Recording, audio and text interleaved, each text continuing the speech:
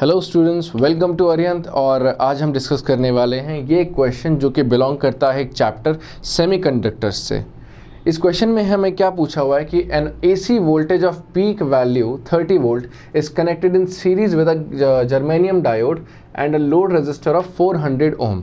यानी कि हमने यहाँ पर एक पीएन जंक्शन जो कि जर्मेनियम डायोड से बना है उसे हमने कनेक्ट कर दिया है एक लोड रेजिस्टेंस 400 ओम से, और इसका रेजिस्टेंस जो है वो है 20 ओम।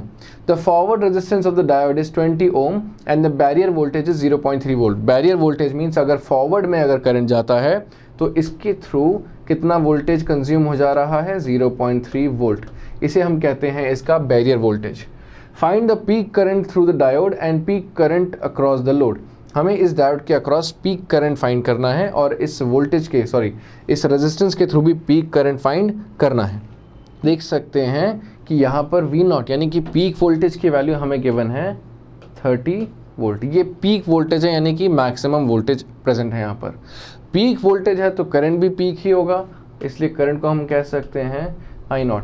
और जैसा हमें पता है कि current is equals to net voltage upon net resistance होता है, तो हम कहेंगे peak current is equals to, अब पीक वोल्टेज था 30 जिसमें से 0.3 वोल्ट बैरियर पोटेंशियल में चला गया, तो 30 minus 0.3 divided by net resistance की बात की जाए तो दोनों रेजिस्टेंस सीरीज में है। ये रेजिस्टेंस कौन ऑफर कर रहा है, ये रेजिस्टेंस ऑफर कर रहा है दिस पीएन जंक्शन, और ये वाला रेजिस्टेंस है हमारा लोड रेजिस्टेंस। टोटल रेजिस्टेंस कितना हो जाएगा 400 plus 20, 400 plus 20, and the net current, the peak current would be 30 minus 0.3 divided by 420, and that will give us 29.7 divided by 420, जिसकी वैल्यू आएगी अप्रॉक्सीमेटली 0.0707 एम्पियर, या फिर इसे हम 70.7 मिली एम्पियर भी कह सकते हैं। ये आएगा आपके सर्किट का पीक करंट।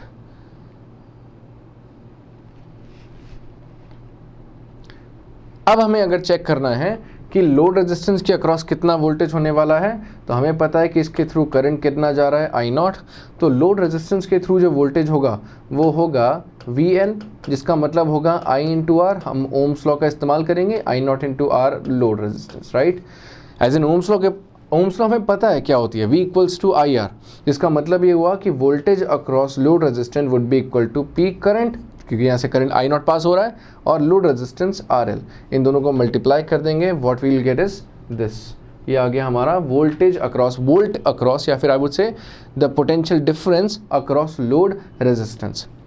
अगर क्वेश्चन में दूसरा पोर्शन पूछा हुआ था कि अगर ये वैल्यूज को क्या हो पाएगा अगर हमारे पास जो डायोड है वो एक आइडियल डायोड हुआ।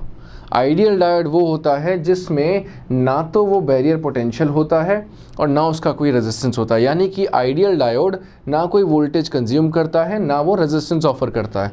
तो for an ideal diode these two values are gonna change, यानी कि जो बैरियर पोटेंशियल होगा वो भी जीरो हो जाएगा और उसका रेजिस्टेंस भी क्या हो जाएगा, जीरो। इन दैट केस आपका जो पीक करंट आएगा वो डायरेक्टली किसे मिलेगा, लोड रेजिस्टेंस को, which is peak voltage 30 divided by load resistance which is 400।